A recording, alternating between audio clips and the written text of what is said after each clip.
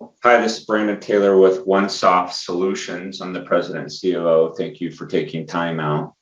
We are a SaaS software company focused on the oil and gas space, specifically in integrity management. Today, we have 12 customers.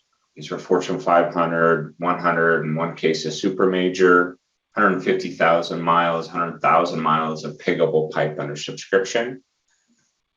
Just some core metrics here if you want to look at. No debt, 5.5 million in cash. We have high inside ownership of 33%. Take you through this presentation just to kind of give you a sense for what we do and how we service this market. Normal disclaimer, everything in here, just read through this. Our mission in life is to basically predict pipeline failures with the data science and machine learning. Operators use our solution. It's an enterprise SaaS. I like to say SAP of integrity management within this space without the costs and onboarding experiences typically associated with that solution. But our operators have basically pegged to this as kind of what they see our solution do for them, which is to basically effectively help manage reliability standards through advanced data analytics. And we do that through basically reducing their operational risk, accelerating process efficiency, and maximizing cost savings, which in this environment is really important to them. OneSoft at a glance, year over year in Q4 reported 24% annual revenue growth year over year. Revenue increased 1.85 million, including both new and existing customers. We're expanding the pool within customers. 83% is multi-year contracts in 2021 year over year. New customers, so 100% of our customers retained. As if you follow the company for some time, you're aware that we have typically multi-year agreements, and we've actually now gone through a couple of renewals, and we have 100% success there.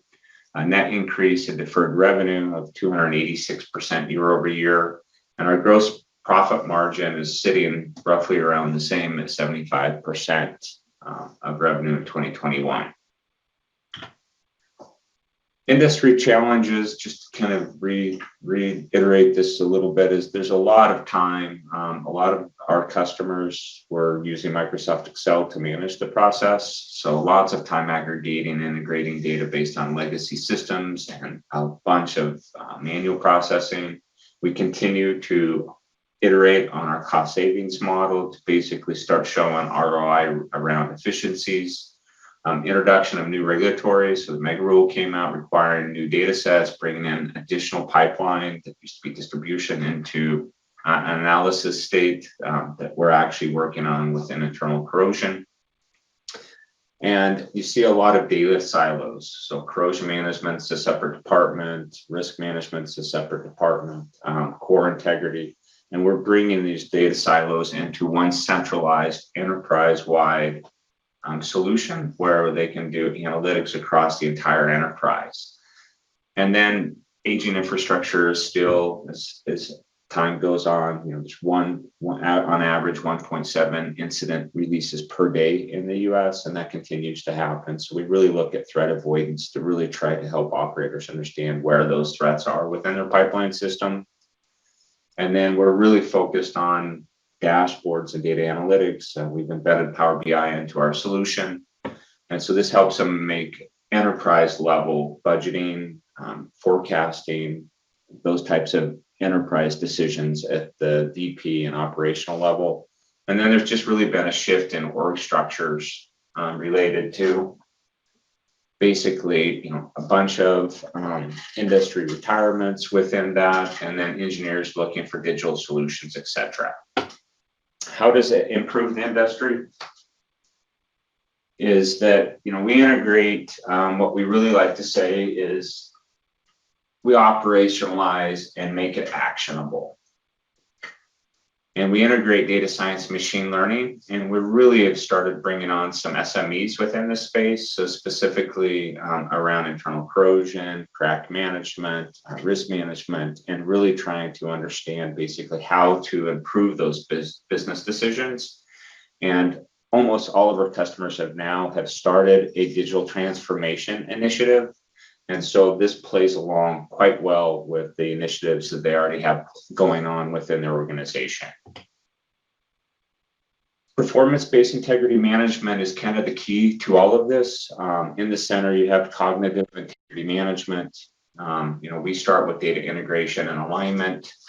And as we move kind of around this curve, we look at the data, once we've got the data integrated, we start with inline inspections, which was the tool data. And as we bring risk and internal and crack data in, we get different data sets. We're bringing all of that together. And then that allows us to do data analysis, which then allows them to manage their entire program across the enterprise.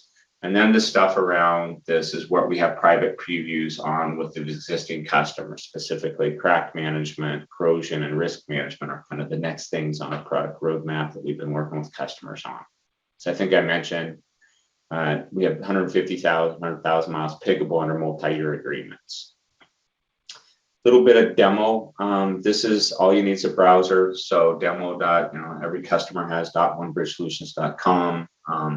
This is basically a bunch of dashboards across your enterprise on, which systems have you ran, how many features, anomalies, cracks, and dents, what are the threats on your pipeline, which tool vendors are using across the entire enterprise, do a bunch of filtering capabilities within it. We have the entire enterprise planning, compliance, etc. And so we really want to focus on that. And you can see that there's a dashboard here on this.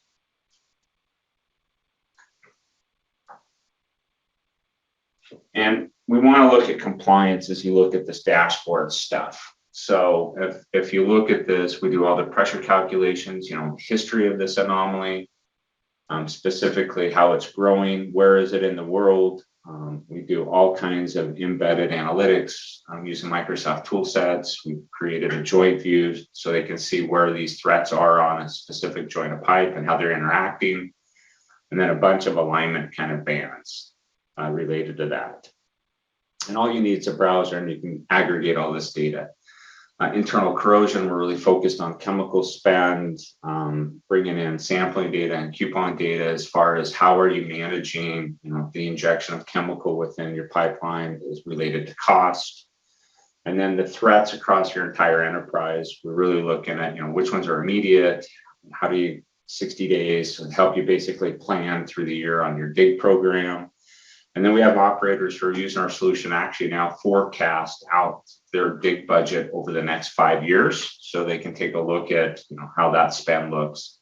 And then all of this comes together in what we call workload management. So by division across the entire enterprise, what your dig program might look like, division by month. Are you going to basically make it from an anomaly dig perspective? Go repair X number of anomalies per week, et cetera, stuff like that to help report. Give you some sense of kind of the customers that are using our solution. Phillips 66 has been with us from the very beginning. So, these are enterprise customers, Fortune 500, 100, super major. And we continue to work with Microsoft and other partners who are coming on board. Worley Parsons and Integra, which is a tool vendor, is now using our solution to do alignment, et cetera. Really, we've spent the last couple of years really working on cost savings. We continue this endeavor, and we're actually in process of basically working with our customers to really start quantifying the benefits that they're getting from the use of the solution. So examples of this from a cost savings perspective is, in one case, we did a case study where we analyzed 1,074 anomaly data sets. And basically, before that, they were looking at like 23,000 excavations, and we basically determined that they could do a 50% reduction in that. So significant reduction in dig expense related to that. Efficiency, we have a bunch of SMEs using our solution every single day. So They looked at 33 pipelines, and what would have normally taken 4 months of work, literally they were able to basically do that in 4 months, related to years of work that would normally take on that case. And then really just better predictive analytics. We started with pit-to-pit alignment, which is a growth model. Industry typically will use half-life or 6 mils per year, or different methodologies, just based on straight up, they don't have the capacity nor manpower to go do really sophisticated kind of alignment and growth calculations. So we've proven that basically can save a bunch of money, fewer digs, related to making sure that you're digging the right stuff at the right time. So we're going to build these case studies as we go and put really more quantifiable things into these case studies, and more importantly, specifically customers today. We've had a couple of recent webinars where actually customers are driving those webinars. We're getting really high attendance from that perspective. Just some financial metrics. CAGR, we grew revenue 77% over the last 22 quarters. You can see the chart here when you look at the revenue growth, and that's really what we look at internally, is the trend on that quarter over quarter. So, and we believe we have sufficient cash on hand to fund the current business plan as we have it today. One of the things that we did in January, we've kind of pivoted and really now started focusing on, from innovators and that early adopters to now kind of the majority market of customers as we kind of go forward. So, we started expanding our customer base and the product within our current customers to basically get to the point where we're becoming a thought leadership around integrity management in industry. Establishing a customer council and think lab where our customers can meet in certain cities to basically discuss and how they use the solution, et cetera, and then look to expand that. A little further breakdown of that is that, as we have the initial product, we're really kind of just focused on crossing over the chasm now. So we're looking at what we'd call, making sure that we have the whole solution so we can attack those majority markets, these early and late majority clients. And we have a couple across that chasm now. And we're really focused on making sure that we pivoted our website, our pricing model, all of the things, making sure that customers are really engaged, our messaging, et cetera, because we have a lot of customers and proven technology now running that. We want to make sure that that's recognized within the market as we go into the next kind of tier of customers. And as always, we're basically looking for white space in this industry. So, and there's a lot of it. So that loop continually as we get with customers to ask, can you help us with this and help us with this? And then we validate that with other customers. And we're really formalizing that. We introduced a brand new layer within our organization around product management. So hyper-focused down on specific functionality. And we actually have SMEs that are driving that product management. Just some investment highlights. First mover advantage. We're still in deals. We still go to conferences. We've yet to see another solution or vendor that's competing with us from a born in the cloud perspective. Still think we have 3 to 5 year head start on data science and machine learning. Scales globally. Just recently, one of our super majors is now expanding outside of the US, around the world, with functionality in the solution. Aligned with investors, so still very significantly high insider ownership. Margin is that we've now started looking from our Microsoft Azure's perspective. Our gross profit, if we look at that, is that as we bring on more customers, we'll finally hit the threshold where we can cover our development costs from a gross profit perspective. And then really for the first time as we started, and we've had the DAS platform on there, we're getting our customers asking us to basically, now that we've got this data in here and they've given us what they call their dig criteria, is that basically we take that criteria and run it across all of the pipeline data and then help them understand where they should be doing digs and running different tools and different technology like that. We have customer roundtables twice a year. We just had one about a month ago. And all of our customers, for the first time after COVID, had came together and sat in a room and took them through product roadmap.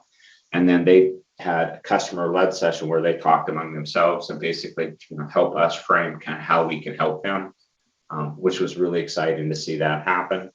And then our partnership model is really starting to evolve. Tool vendors, Microsoft, and then just different partners wanting to go to market. And you've seen the financial. So thank you for taking the time. Normally we would take questions, but I think we're just recording this so you can have the audio.